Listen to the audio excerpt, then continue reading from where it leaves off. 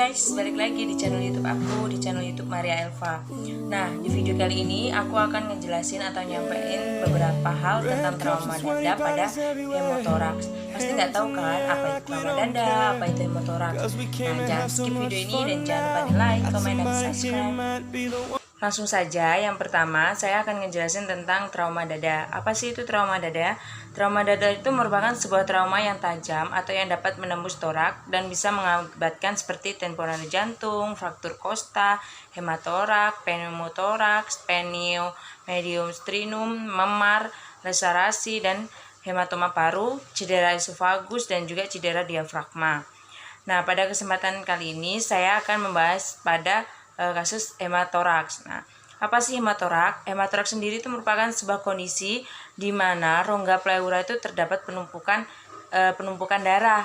Nah, untuk tanda dan gejalanya sendiri dari hemotoraks ini adalah seperti gagal nafas, shock, pergeseran media sternum, suara pekak saat diperkusi di bagian terluka, dan juga tuh terasa nyeri saat pengambilan kita ngambil nafas.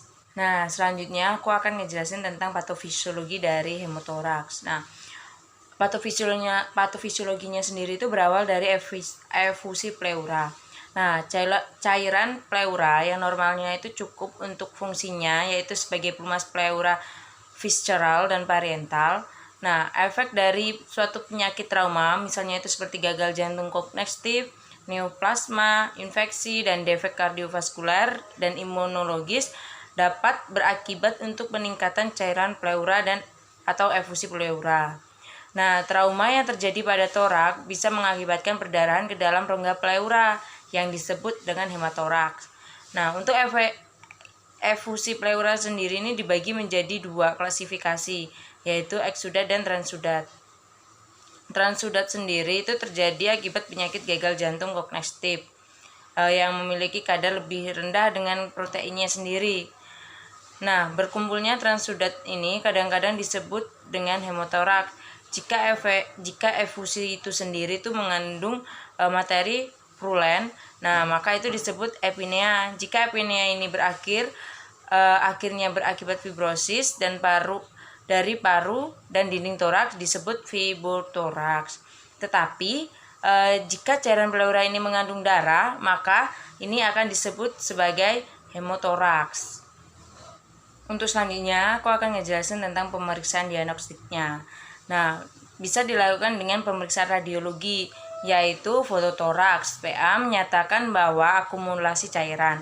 Dan juga bisa dengan analisa gas darah yang dapat menunjukkan bahwa PCO2 itu meningkat lebih dari 45. Dan PO2-nya itu menurun menjadi kurang dari 80. Saturasi oksigen juga akan menurun dan kadar Hb itu akan menurun kurang dari 10%. Volumenya tidak akan turun, tetap kurang dari 50 ml dan kapasitas parunya itu akan menurun. Dan selanjutnya untuk penata laksanaan medis sendiri, hemotoraks masif itu kan pendarahannya lebih dari 750 cc atau 15% dari total darah atau 5 cc per kilogram berat badan per jam. Nah, maka memerlukan tindakan operasi sesegera mungkin untuk menghentikan perdarahan tersebut. Sebanyak 85% kasus hemotoraks masif yang disebabkan oleh pendarahan arteri interkostalis atau arteri mamalia interna itu sebanyak 15% sisanya berasal dari hileus miokardium dan laserasi paru. Nah, tindakan medis yang tidak kalah penting lainnya itu seperti untuk mengurangi tekanan positif intrapleura dengan cara memasang blood drainase atau WSD sebagai upaya mengevakuasi darah dari rongga paru. Oke guys, sekian video yang dapat aku sampaikan pada kesempatan kali ini. Semoga videonya bermanfaat bagi kita semua. Dan nantikan video aku selanjutnya. Jangan lupa di like, comment, dan subscribe. See you in the next video. Bye.